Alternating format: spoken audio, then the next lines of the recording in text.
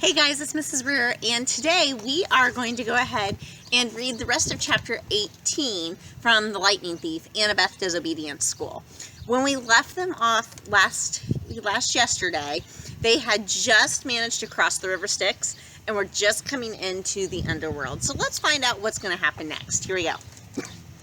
I'm not sure what I was expecting.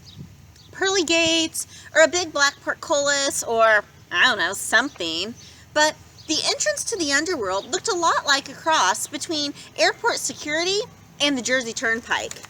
There were 3 separate entrances under one huge black archway that said, "You are now entering Erebus." Each entrance had a pass-through metal detector with security cameras mounted on top. Beyond this were toll booths manned by black-robed ghouls like Charon. The howling of that hungry animal was really loud now, and I couldn't see where it was coming from. The 3-headed dog Cerberus, who was supposed to guard Hades' door, was nowhere to be seen. The dead queued up in the 3 lines, 2 marked attendant on duty, and 1 marked easy death. The easy death line was moving right along. The other 2, well, they were crawling. "What do you think?" I said to Annabeth. "The fast line must go straight through the asphodel fields," she said. "No contest. They don't want to risk judgment from the court because it might go against them." "There's a court for dead people?" "Yeah, 3 judges. They switch around who sits on the bench.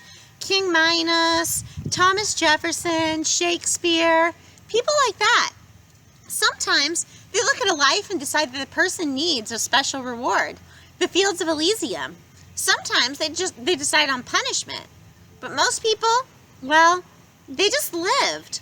Nothing special, not good or bad. So they go to the asphodel fields." "And do what?" Grover said, "Imagine standing in a wheat field in Kansas forever." "Harsh," I said. "Not as harsh as that," Grover muttered. "Look." A couple black-robed ghouls had pulled aside a spirit and were frisking him at the security desk. The face of the dead man looked kind of familiar. "He's that preacher who made the news, remember?" Grover asked. "Oh, yeah." I did remember now. We'd seen him on TV a couple of times at the Yancey Academy dorm. He was this annoying televangelist from upstate New York who'd raised millions of dollars for orphanages and then got caught spending the money on stuff for his mansion, like gold-plated toilet seats and an indoor putt-putt golf course. He died in a police chase when his Lamborghini for the Lord went off a cliff. I said, "What are they doing to him?" "Special punishment from Hades. The really bad people get his personal attention as soon as they arrive. The kindly ones will set up an eternal torture for him." The thought of the Furies made me shudder. I was in their home territory now. Old Mrs. Dodds would be licking her lips with anticipation. "But if he's a preacher and he believes in a different place?" Grover shrugged. "Who's saying he's seeing the place we're seeing it? Humans see what they want to. You're very stubborn, persistent that way." We got closer to the gates. The howling was so loud now, it shook the ground at my feet. But I still couldn't figure out where it was coming from. Then, about 50 feet in front of us, the green mist shimmered. Standing just where the path split into 3 lanes was an enormous, shadowy monster. I hadn't seen it before because it was half transparent, like the dead, until it moved. It blended in with whatever was behind it. Only its eyes and teeth looked solid, and it was staring straight at me. My jaw hung open. All I could think to say was, "He's a Rottweiler."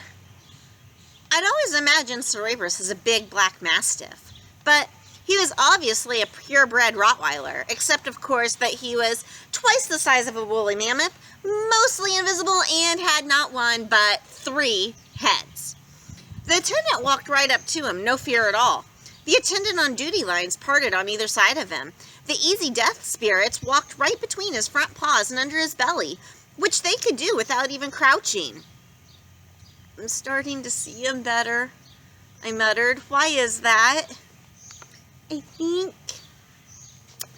Annabeth moistened her lips. I'm afraid it's because we're getting closer to being dead. The dog's middle head craned towards us. It sniffed the air and growled. It can smell the living, I said. That's okay, Grover said, trembling next to me, because we have a plan. Ooh. Right? Annabeth said. I'd never heard her voice sound so small. A plan. We moved towards the monster.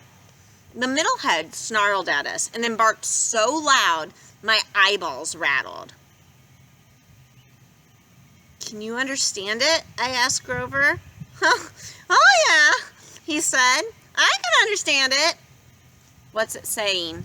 I don't think humans have a 4-letter word that translates exactly.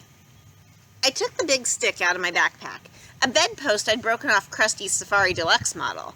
I'd held it up and tried to channel happy dog thoughts towards Cerebrus. Alpo commercials, cute little puppies, fire hydrants. I tried to smile like I wasn't about to die.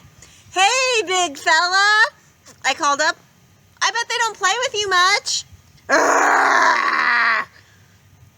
Good boy, I said weakly. I waved the stick. The dog's middle head followed the movement.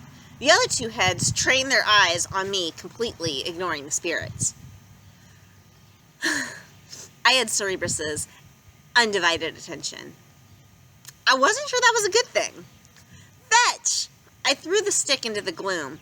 A good solid throw. I heard it go kasploosh in the river Styx. Cerebrus glared at me, unimpressed. His eyes were black, baleful, and cold. So much for the plan. Cerebrus was now making a new kind of growl. Deeper. Down in his 3 throats. Grover said. Percy? Yeah? I just thought you'd want to know. Yeah? Cerebrus? He's saying we got 10 seconds to pray the god of our choice, and after that, well, he's hungry. Wait, Annabeth said. She started rifling through her backpack. Uh-oh, I thought. 5 seconds, Grover said. Do we run now? Annabeth produced a red rubber ball the size of a grapefruit. It was labeled Waterland, Denver, Colorado.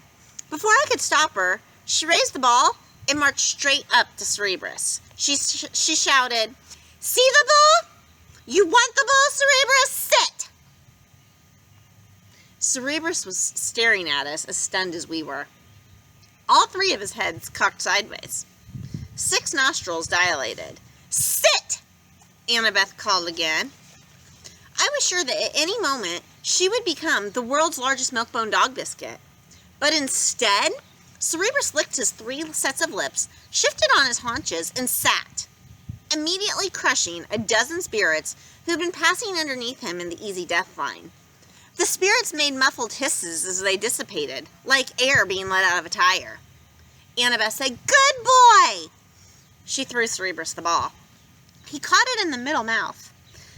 It was barely big enough for him to chew, and the other head started snapping at the middle, trying to get the toy. Drop it! Annabeth ordered. Cerebrus's heads stopped fighting and looked at her. The ball was wedged between 2 of his teeth like a tiny piece of gum. He made a loud, scary whimper and then dropped the ball, now slimy and nearly bitten in half, at Annabeth's feet. Good boy! She picked up the ball, ignoring the monster spit all over it.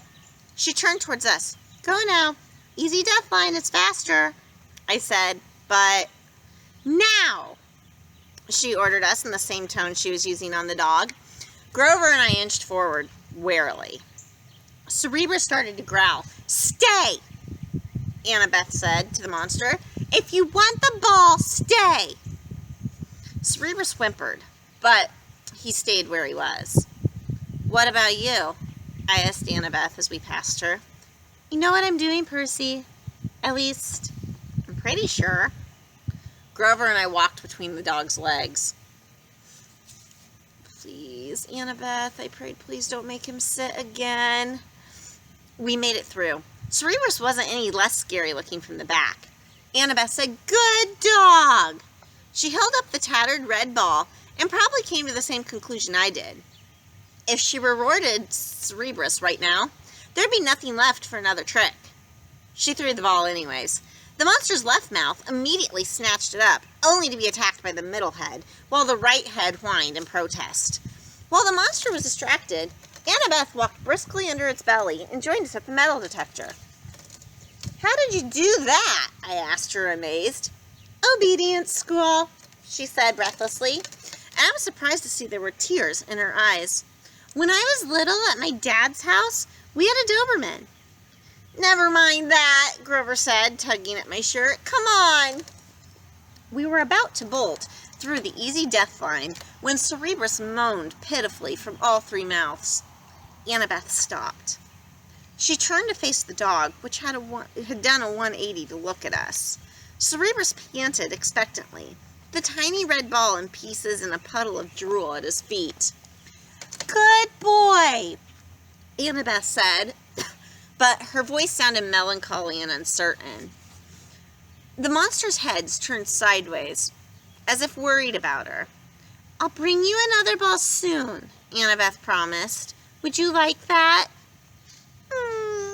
The monster whimpered. I didn't need to speak dog to know Cerberus was still waiting for the ball. Good dog, I'll come visit you soon. I promise. Annabeth turned to us. Let's go, guys. Grover and I pushed through the metal detector, which immediately screamed and set off flashing lights. Unauthorized possessions. Meh. Meh. Magic detected. Meh. Cerberus started to bark. We burst through the easy death gate, which started even more alarms blaring, and raced into the underworld. A few minutes later, we were hiding, out of breath, in the rotten trunk of an immense black tree as security ghouls scuttled past, yelling for backup from the Furies. Grover murmured, Well, Percy, what have we learned today? The three-headed dogs prefer red rubber balls over sticks? No, Grover said. We've learned that your plans really, really bite. I wasn't sure about that. I thought maybe Annabeth and I had the right idea. Even here in the underworld, everybody, even monsters, need a little attention every once in a while. I thought about that as we waited for the ghouls to pass. I pretended to not see Annabeth wipe a tear from her cheek as she listened to the mournful keening of Cerberus in the distance, longing for his new friend. All right, tomorrow, guys, we will start chapter 19, which is we find out the truth. Well, sort of. All right, see you then.